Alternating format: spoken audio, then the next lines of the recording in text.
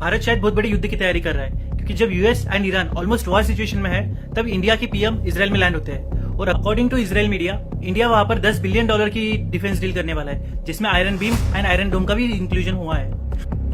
2017 में पीएम मोदी की इजराइल दौरे में हमें ये समझा कि हमने बराक 8 को इजराइल के साथ जॉइंटली डेवलप किया था, लेकिन अब हम आयरन डोम जो कॉम्बैट प्रूवन है और आयरन बीम जो कि हजारों ड्रोन को मारने की क्षमता रखता है, और ये दोनों चीजें हमें ट्रांसफर ऑफ टेक्नोलॉजी के साथ मिलने वाली है, क्योंकि ऑपरेशन सिंदूर में हमने देखा कि ड्रोन के द्वारा भी बहुत हमले हो सकते हैं। अभी तो हालत ऐसी है कि India, China, Pakistan and Bangladesh इनके साथ 3 फ्रंट वॉर में है, और ऐसे में हमें ऐसे कॉम्बैट किलर्स बहुत जरूरत है, क्योंकि हमारा जो एयर डिफेंस सिस्टम है, सुदर्शन चक्र जिसे हम कहते हैं, वो हर जगह अभी भी तैनात नहीं है। तो ऐसे कॉम्बैट किलर्स की हमें बहुत जरूरत है। और India is the only country in the world जिसके पीएम को पैलेस्टाइन एंड इजराइल दोनों ने अपने हाईएस्ट सिविलियन अवार्ड के साथ नवाजा है। लेकिन सोने पर सुहागा तो यह है कि नेतन्याहू ने हेक्सागन ऑफ अलाइज के लिए इंडिया को आमंत्रित किया है, इंडिया को उसमें शामिल होने के लिए कहा है, जो रेडिकल एक्सिस के अगेंस्ट रहने वाले हैं। अभी आपको भी ये लग रहा होगा कि इंडिया इजराइल पर इतना डिपेंडेंट क्यों है, तो आपको याद दिला दूं, इंडिया यूएस एंड रशिया के साथ एट ए टाइम डील कर रहा है, फ्रांस एंड चाइना के साथ भी एक ही समय पर डील कर रहा है, और इजराइल एंड यूएई के साथ भी डील कर रहा है।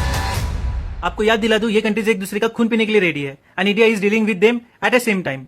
So this shows India strategical foreign policies. अब हमें ये देखना है कि इंडिया ऐसे टेक्नोलॉजी ट्रांसफर्स का यूज करके डिफेंस में एडवांस कैसे हो सकता है। ऐसे वीडियोस के लिए वीडियो को लाइक करिए और हमारे चैनल को सब्सक्राइब करिए। Thank you.